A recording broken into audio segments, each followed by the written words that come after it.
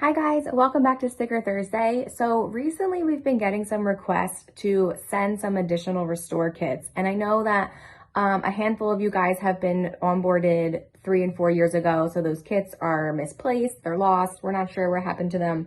But so today my Sticker Thursday post is about changing any object that you can find around the gym or the activities room into a controller. So I just stuck this sticker on a water bottle.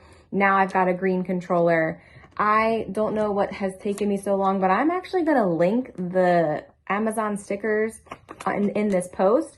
You can change your rubber ducky into a controller. So I know you guys have some like orange and random colors around the gym and the activities room that you don't typically use as a controller, but just putting a sticker on any of them, it now becomes a controller. So I hope this was helpful to everybody, and look in the comments for the link to buy the stickers.